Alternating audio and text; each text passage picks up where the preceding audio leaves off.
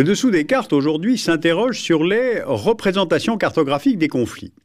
Peut-on représenter la guerre? La paix, est-ce exactement l'absence de guerre?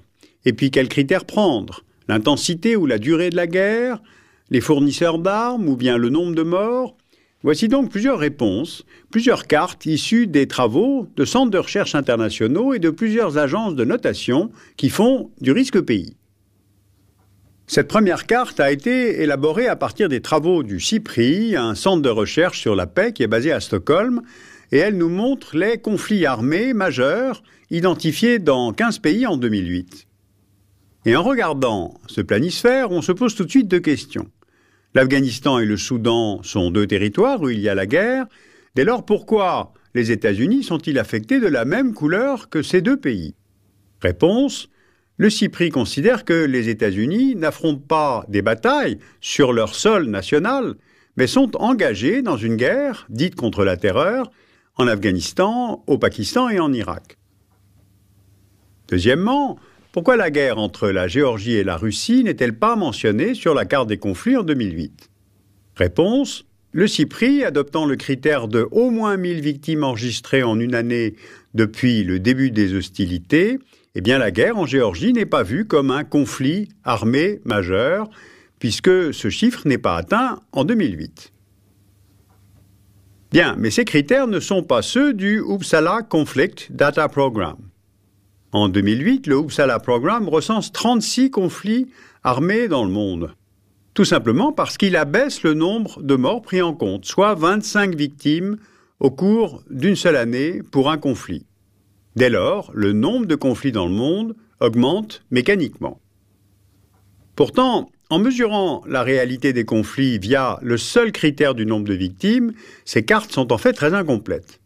Elles nous disent bien dans quel état il y a un conflit, mais ces victimes sont-elles militaires ou civiles? Et d'ailleurs, ces dernières sont de plus en plus nombreuses. Et de plus, quand on aime la géographie, on ne peut se contenter de la seule échelle nationale. L'Inde tout entière, par exemple, est colorée en rouge. Eh bien, comment croire une seule seconde que la totalité de ce grand pays est en situation de conflit? Eh bien, la précision géographique est là tout à fait insuffisante. Il en est de même pour la Russie ou même la Colombie.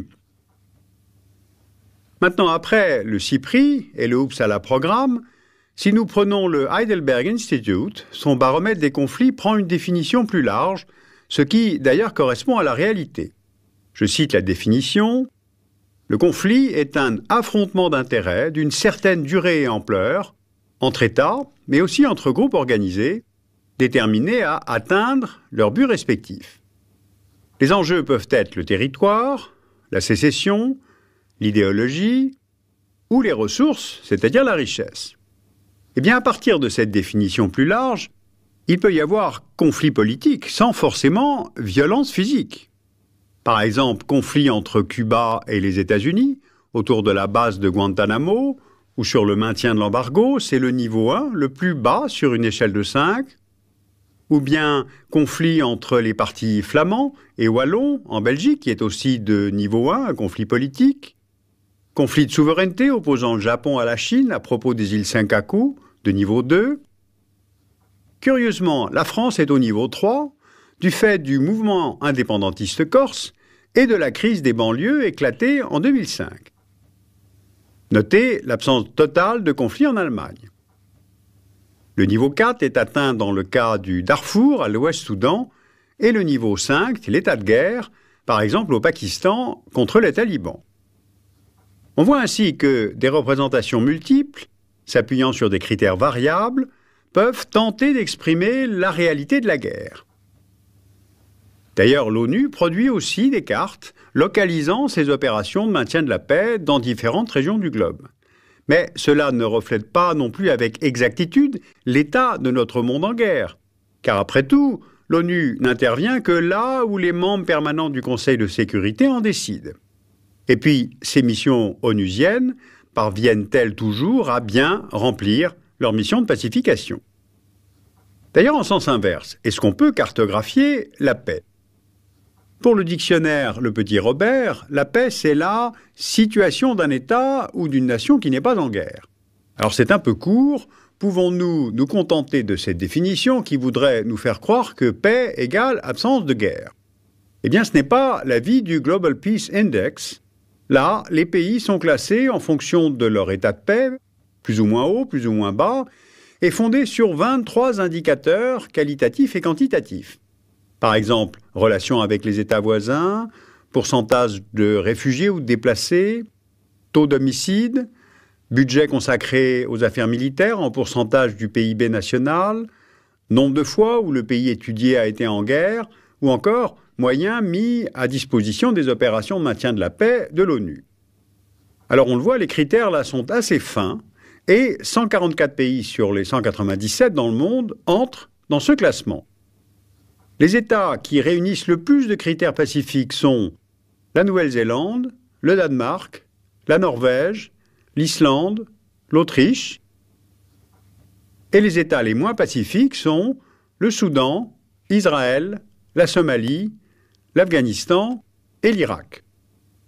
On peut quand même questionner ce classement dans la mesure où, par exemple, la Turquie et l'Afrique du Sud sont classés moins pacifiques que l'Iran.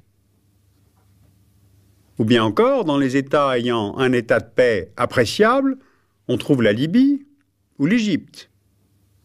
En revanche, ce rapport du Global Peace Index de 2009 nous indique que le monde est devenu moins pacifique qu'en 2008 du fait de la hausse des prix des denrées alimentaires, du carburant et de la crise financière.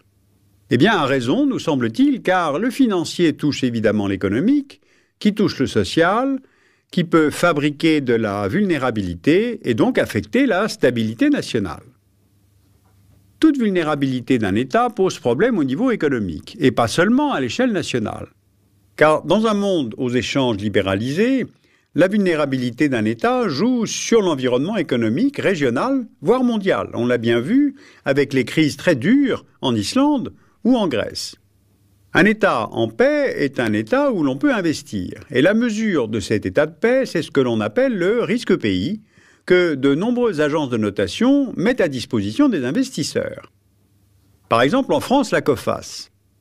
La Coface est une compagnie d'assurance française spécialisée qui élabore tous les trimestres, à partir de données collectées par les missions économiques de nos ambassades, des évaluations macroéconomiques, financières et sociopolitiques. Ce sont des notes où entrent en compte la qualité et la transparence des informations financières du pays, l'environnement institutionnel, la vulnérabilité financière de l'État, le surendettement extérieur ou encore la fragilité du secteur bancaire. La gradation que l'on repère sur la carte indique des pays notés de A à D. A représente une situation économique et politique qui influe favorablement sur le paiement des entreprises, et D, c'est un environnement économique et politique qui présente des risques élevés, avec un environnement d'affaires qui peut être difficile. Ce type d'évaluation, que les anglo-saxons nomment rating, c'est aussi ce que font quelques agences de renommée mondiale comme Fitch, Moody's ou encore Standard & Poor's, qui évaluent 123 gouvernements dans le monde. Et ces notes ont un réel impact auprès des décideurs économiques, puisque cela influe directement sur l'investissement. Ce qui préoccupe les investisseurs, par exemple, c'est le risque qu'une nationalisation dans les secteurs énergétiques ait lieu sans dédommagement pour les entreprises étrangères ayant investi dans ce secteur, ou encore un coup d'État qui peut amener au pouvoir une élite peu disposée à solder les dettes du gouvernement précédent, ou bien le risque d'insolvabilité. Les banques augmentent alors le taux d'intérêt demandé à ces pays pour limiter leurs pertes. Fin 2009, deux agences de notation, Fitch et Standard & Poor's, ont baissé la note souveraine du Mexique du fait des finances publiques dégradées de cet État. Or, un tel déclassement implique l'augmentation du coût du refinancement de la dette publique du Mexique. C'est aussi précisément parce que la note de la Grèce a été abaissée fin 2009 par les agences de notation pour cause d'endettement excessif que la méfiance des investisseurs est apparue, entraînant une crise financière nationale majeure qualifiée par le Premier ministre grec de danger pour la souveraineté de l'État. Vous le voyez, ces appréciations sur la guerre, la paix, la stabilité sont variables et ont de très fortes conséquences. Donc il faut toujours se demander qui sont, après tout, ces professeurs et comment sont données ces notes. Parce que derrière ces diverses représentations se loge tout de même la compréhension du monde où nous vivons. Ce qui nous amène évidemment à l'éternelle question entre guerre et paix, à l'éternel débat sur les liens de causalité entre l'état économique d'un pays et sa propension à sombrer dans un conflit, ou encore aux voies qui mènent de la pauvreté à la richesse et de la dictature à la démocratie.